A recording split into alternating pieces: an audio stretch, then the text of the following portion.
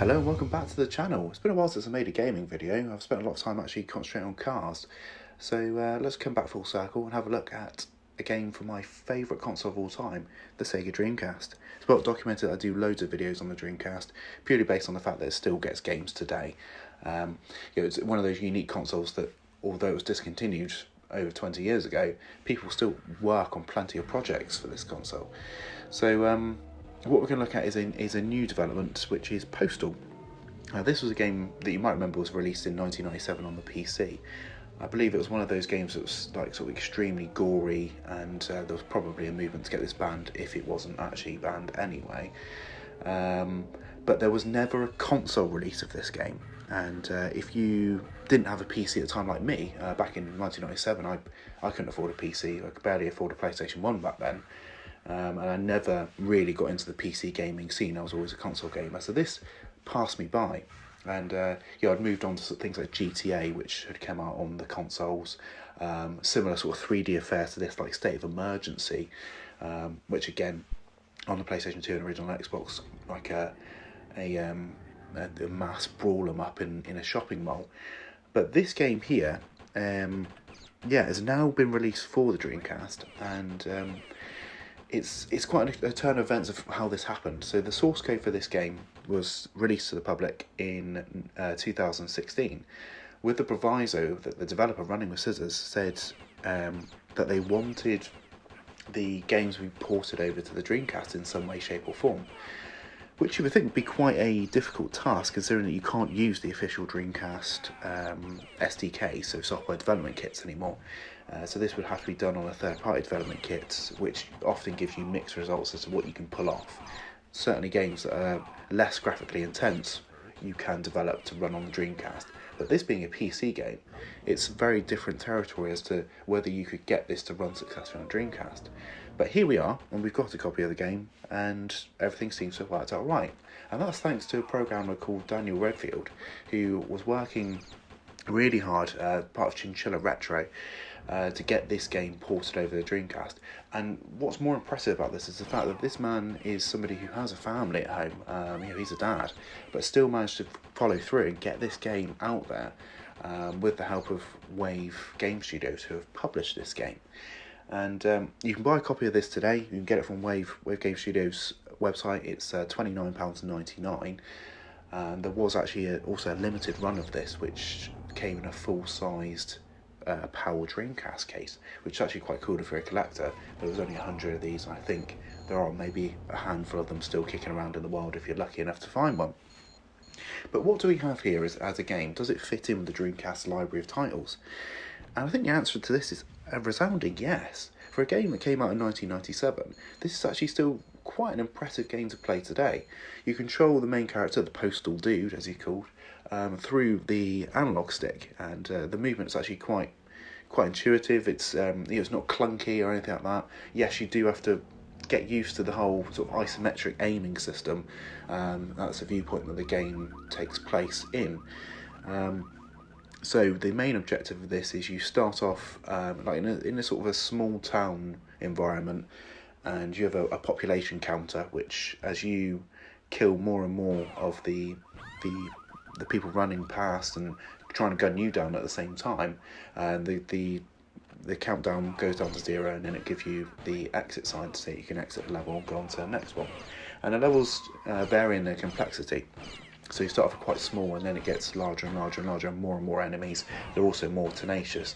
For example, you have ones that are packing sort of pistols and machine guns, etc., and you move up to ones that have rocket launchers and throw grenades at you. So you really have to be on your toes the whole time and manoeuvring around the enemies to make sure that you don't die before they do. You're aided by sort of weapon pickups that you can find throughout the levels, and also health pickups, which are quite integral to your continuation of playing the game. And also what you can do is, I did find on this that when you gun down an enemy, that doesn't necessarily mean that they are dead. By pressing the Y button when they're crawling on the floor, you're able to do a close-up sort of gunshot of them point blank range, which restores a little bit of your health. So that helps you, but you've got to be careful of this, because that leaves you open to an attack should you have an enemy coming towards you didn't see before this point. The animation won't stop until you've actually gunned the the crawling enemy down. You can change your weaponry on this game, so you can get grenades and things like that yourself, which help blow up sort of the environmental impactful stuff like barrels and things like that. And all in all, it's a really, really fun game. I wasn't expecting really to have much of a good time this, considering that it's quite an old game, from back in the day. I would have been 10 years old when this came out originally. But here I am now, and I'm really, really enjoying it. I think this is an absolute suitor to the Dreamcast library, and I think that everyone that pressed ahead to get this game released were dead on to do this. Graphically, it's quite impressive. The backgrounds are sort of a hand-drawn, isometric, like sort of 2D playing field, and your character is sort of like a 3D type character that sort of runs around and manoeuvres around the screen. The funny thing is I kind of got like a weird free control cannon fodder feel to it, really, when I was playing through it. And as I said, it reminds me of sort of an isometric State of Emergency. I think that game sort of took the inspiration from Postal and then ran with it with the technology that was available on the PS2 back then. You've got a fair few levels that you can play on this game. They do sort of vary. They are almost, the environments I would describe them as a bit like sort of Rambo. The Rambo film, when he ends up in the town and the police start picking on him and all that, and he ends up gunning the whole town down. That one is a bit like that. Secluded outskirts of America, and you've got sort of like 17 different types of locals that you can gun down, and it's a brilliant game. I really, really enjoy this. When it comes to compatibility with the Dreamcast, it's VGA compatible. Obviously, it's a region-free disc. Naturally, every game that's come out since the Dreamcast did a continuation that's been an independent release is region-free. You can also use the twin-stick controller if you're lucky enough to own one of those, which you don't really get many independent Dreamcast games that do that. So that's really cool. You get the visual memory icon as well of the Postal dude, which is kind of a cool little touch. And it saves to the VMU unit, and also I would strongly recommend having the vibration pack for this as well, because it adds to the overall immersion of the game. As you're getting shot and you're sort of shooting, the vibration pack will go off and stuff like that. We've also got a 2-player mode on this, so it's cooperative. You can play that. It's also survival mode in the game.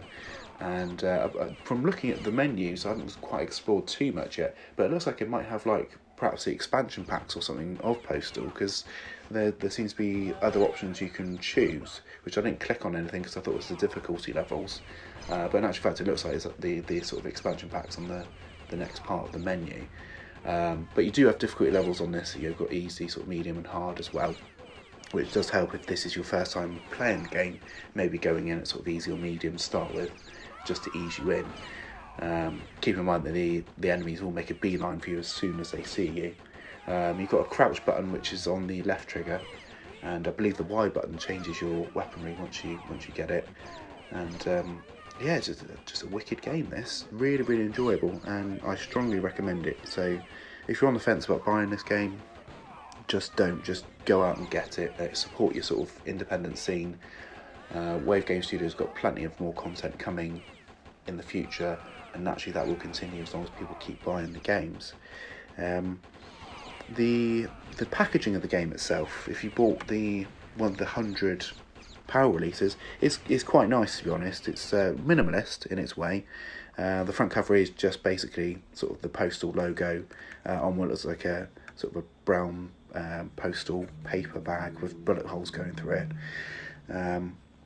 On the spine, we're sort of devoid of much apart from the Postal logo. There isn't a Dreamcast swirl at the top of the spine, which Wave Games have done previously with Intrepid Izzy, but I think they're getting copyright issues, so they haven't really gone down that avenue again. And on the back of the casing, you've got your multilingual options here, your Spanish, French, sort of German, and English as well. I believe that you've got a sort of Japanese text option in this as well, which they need a translator for at the 11th hour. So everything's come together. It's got a nice sort of thick booklet in the back of the case as well. One thing I find quite curious about the game disc itself is that the disc is quite plain, to be honest. It doesn't look anything more than really like a music CD. You got the sort of Running with Scissors logo on the side of it, and it says not intended for audience under the age of 18, with the Postal logo again and reusing the front cover. But it says game disc. I'm not sure whether there was a version of this that came with the audio CD as well, maybe the soundtrack, but it's quite odd that it's just put game disc on it. It's a shame really it didn't say like Dreamcast disc or something along those lines, but again, I think Wave really just covering their backs when it comes to copyright issues. You never really know whether Sega are going to take umbrage to what's happening in the scene. They haven't thus far, but there's always a first time. So yeah, that's basically a little look at Postal. I hope you enjoyed sort of the bits of footage that are played, and maybe it'll help you decide whether you want to buy the game or not. Keeping in mind that Shadow Gangs is out next month as well, which I'm hoping to do a video review for as well. And yeah, so catch some of the Dreamcast content that's been on the channel beforehand, and I'll see you inevitably when the next game comes out. Goodbye.